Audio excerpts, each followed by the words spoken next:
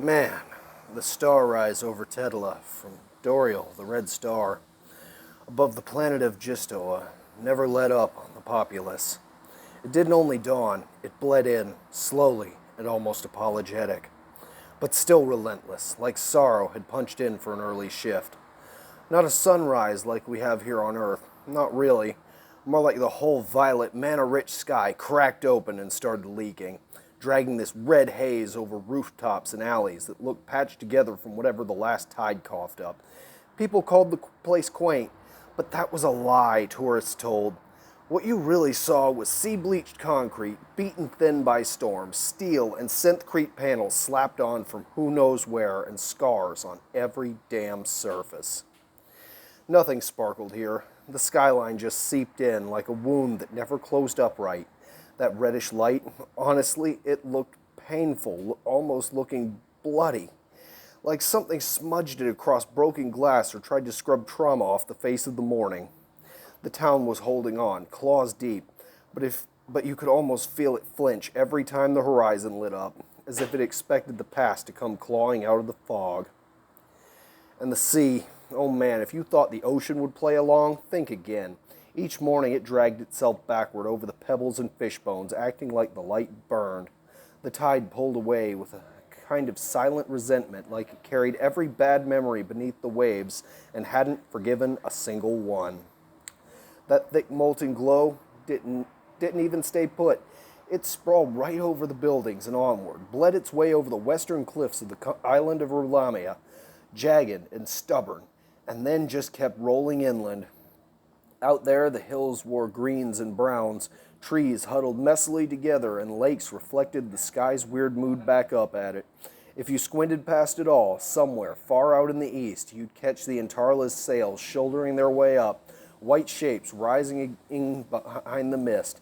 But here, you just got cliff gulls, giant, loud, hungry things stubbornly tearing across the cliffs like the world hadn't quite woken up. Or maybe it just didn't want to. Glass caught the red, snatched it like a pickpocket, and just let it explode all up and down the alley. Crimson shards everywhere, glimmering off the chipped brickwork like someone tossed a whole bonfire between the dumpsters. The air thunked with heat, or maybe that was just how the light danced, real staccato, like someone was slapping cymbals under your eyelids. Buildings leaned tired, humming with that off-kilter buzz you get from solar panels that only drink in sunshine half the day. Yeah, some of them still trying to keep the lights on, blinking tiredly. Others just dead quiet, screens frozen in that endless no-signal loop after the last lightning tantrum fried everything worth stealing. Tedla didn't care. It was the kind of place that carried scars on its sleeve, clinging along the edge of the coast, half trying to forget and half daring to ask what happened here. Some cities get demolitions. Others get museums. Tedla just got stubborn. And you could already feel it on the docks. Orc crew were already slinging stories and insults, voices punching through the morning mist. Dockside, their humor had teeth, laughing so rough you'd think they were chewing rocks instead of haggling over crates. Just beyond, a Felix kid, a flash of bare heels and wild hair zipped down an alley, vanishing so quick you'd think you'd hallucinated him. Human-like, but with ears and tails of cats. And that's the physiology of every single Felix. On the edge of the chaos, a squat gnome trader spat a curse at his lumpy old drone, thing hovering just above the trash, refusing flat out to lift off. Sparks hiccuped from its rotors, sputtering against graffiti with layers of paint so thick you could peel years off like old wallpaper. And when the day actually started hitting the docks, that's when the neon signs tried to pretend things were brighter than they were. They buzzed awake, colors smearing down wet planks like spilled candy, pushing out that fake hope to anyone hungry enough to look. The hollow ads, relentless, some cheap energy drinks banking on desperate dreams. Unleash the beast within, God mode, taste victory. The slogans vibrated, gritty and manic, but nobody cared. You could tell by the way people shuffled past. These folks had been hustled enough times that a glowing promise meant jack. Fishermen's faces were stone. If they smiled, you'd know you were in the wrong universe. Nets stayed tangled and dry, stacked like folded prayers, all because the water was off limits until the drones called the all clear. No monsters, no subsidence, nobody waiting to snatch an ankle and drag you under. Everybody checked their tablets, screens smeared with salt and thumbprints, patched with more tape than tech, scrolling endless feeds from ocean scanners. It was faith, really. Sliding your trap into a place you could barely trust, toss, hope, wait, curse, maybe toast the day if you're lucky. Wash, rinse, repeat. The docks themselves sounded alive, old wood groaning with misery, but too stubborn to break. Merfolk dragged baskets up from below, scales flickering in the smeared sunlight from 100 different LED strips, all shimmer and muscle and wet laughter. Humans shouldered crates alongside them, their boots slapping, souls soaking up so much brine they'd never dry out. Orcs started another spat, play pretending their haul was heavier than the others, while an elven herbalist leaned out from her stall, arms full of glowing green herbs, bracing herself against the coming rush. Her goods pulsed faintly, mana tangled in their leaves, lighting her fingers like she'd stuffed her sleeves with fireflies. It all mixed together, fish stink, neon haze, sweat, and the thick resin scent of magic. And you just knew Tetela was alive, not out of habit, but out of sheer bloody-minded refusal to give up. Shutters dragged themselves up, so slow you'd swear they were hung over, smart glass blinking from foggy to see-through in fits and starts, until in a tiny final cough, the biolocks gave in. Whole processes might as well be a weather report, cloudy with the chance of being stuck inside until the grid holds. Inside, you could feel the city stretching awake, all bleary-eyed and reluctant. Some families barely made a peep, gliding around each other, all whispers, and care not to wake up yesterday's shadows. But man, single moms were already working like it was mid-afternoon, snapping ration packs together with one hand, hammering out desperate texts to clients with thumbs that moved faster than light, praying their battered uncblinks held out. Just long enough for payday. Air in those early hours? Salt and soy, mostly, with just enough ocean to let you forget how recycled it was. You could taste someone's attempt at real bread, a tiny rebellion smuggled in with the rations plus oil. Always oil, faint and a little burnt. There was something else, though, crowding out the flavor, the collective promise around here not to poke at each other's scars, spoken or not. Every home had its locked drawers, every heart its unfinished story. Out on a porch, a gnome kid cracked up so hard he nearly tipped over. His rusty wind-up bot was staging an epic journey across peeling planks, legs twitching. Up above, a Felix girl in mismatched pajamas balanced along a windowsill, acting like gravity was just a rumor. Her mom yanked her in mid-taunt, and the efficiency of someone who'd done it 1,000 times. And under all that, like a barely there hum behind the rustle and squeaks, a merfolk song slithered through the seawall vents. Not a real melody, just stray notes, slipping between the tang of the tide and the whiff of grease, spinning everything together into a weirdly comforting knot. Dreams obviously didn't go anywhere just because the sun showed up. Kids measured their futures in wild currency, skyboards, monster hunts, and some golden ticket off Tetela for good. You could see it right in their faces, those moments when they glanced up, still believing in the possibility of more. Grown-ups were less poetic, just aiming for one silent morning where debt collectors didn't hijack their inbox before breakfast. Hope was a trade, and pretty much out of stock in this town, but Starrise kept barging in like it never got the memo, raw, blazing, beautiful, and totally uninterested in what these people wanted. Somewhere on a stoop, a human kid whirled a battered stick through the air, carving out invisible monsters, breath puffing in tiny, determined clouds like he was the last defender of the block. A knot of elves hustled by, arms loaded down with half the library, and voices clipped low, tripping over each other in the rush to share some secret plan.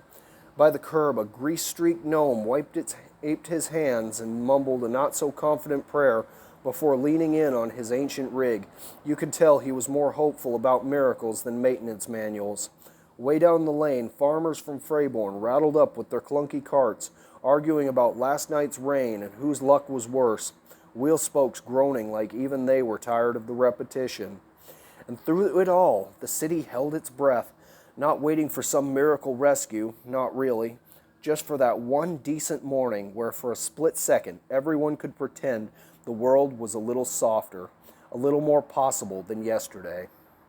So, there's Zachary Sevendust, 10 years old, but trying to walk like he's twice that. He trails after his dad along this battered old promenade, the boards under their boots howling in protest every few feet.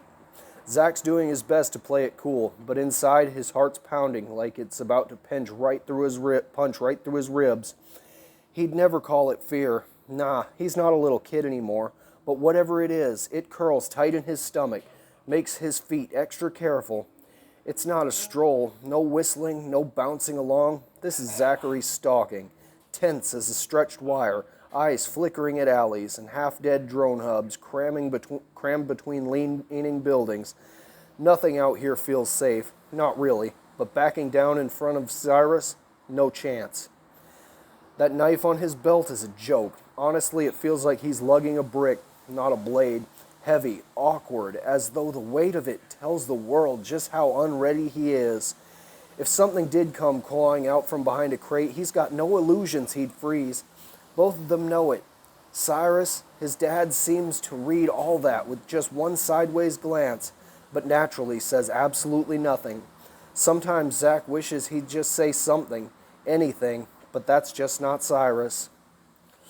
And the promenade, man, it's alive. Salt spray keeps slicing at his face, making his skin sting, while splinters threaten to bite if he stumbles. Even the air is tense, wind spinning bitter through the gaps in the railing. Every single sound is sharp and loud, a rusted cartwheel shrieking, someone's voice echoing like trouble ahead, or that weird buzz of a dying uplink keeping rhythm with Zachary's pulse. Feels like every noise is trying to tell him something, and none of it's good. But Zach matches his dad's stride anyway.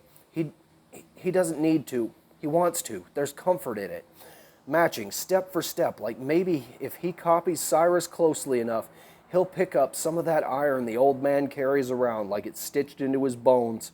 To Zach, Cyrus is more than his dad. He's a living barricade. Doubt, storm, even the damn sea wouldn't dare lay a hand on him. That greasy old trench coat cracks in the wind, flapping wild, and Zach sometimes pictures it like a banner, something knights would rally under, except this is just him and his dad, and the whole world feels slightly less terrifying right there by his side. Funny thing, Zach gets this is all temporary. The safety, the way the silence between them says more than words ever do. But for now, he clings to it, following Cyrus into the thickening haze, where the sea is loud and the world's edges blur. Maybe one day he'll fill those boots, maybe, but for now, just keeping up is enough. Cyrus didn't once look over his shoulder. Wouldn't have mattered if the whole of Jistoa was collapsing behind him. He just kept moving, coat reeling like some maimed crow clawing at his back. And his stride, too precise, too calculated for a guy just going out for a stroll. If you watch closely, and Zachary did, he couldn't help himself. It was like Cyrus didn't even trust the city to keep solid under his boots. Probably smart, honestly. Under the coat, yeah, there was armor. Real deal. Not any cosplay junk. Zachary figured it had bite marks and bullet dents that hospital stories didn't even begin to cover. Cyrus prepared for everything on 2 legs, 4 legs, or crawling shapes with way too many. Dude even dressed like his skin didn't count for much protection anymore. And then there was the cigarette, this burnt little stub hanging off his lips, smoldering away. Smoke wound itself around his jaw and cheek like it was hiding secrets back there. He didn't do those twitchy panic puffs either. Nah, every drag was slow, almost ceremonial, like he'd exhale, like he was letting out more than just nicotine. You could almost taste the unspoken confessions in that smoke trail he left behind. Maybe that was why nobody bugged Cyrus. The man radiated a silence you didn't mess with. You could tell Zachary was clocking everything, trying to memorize the angles, like how much did his dad flick the ash, or how'd his dad flick the ash just so, never pausing his brisk march. And that other hand, never just swinging loose, always hovering close to some hidden holster or the line where the real problems showed up. Zachary was pretty sure Cyrus could break a guy's wrist before he even finished blinking. And it wasn't just that. Cyrus had this iron patience about him, more like a hazard sign. Even with his mouth shut, the air around him almost buzzed with warning. Zach could try to copy that swagger later in front of the faded mirror back home, probably fall short and laugh at himself. They passed rows of dead storefronts, metal grates pulled down like eyelids. The city wasn't sleeping, just pretending.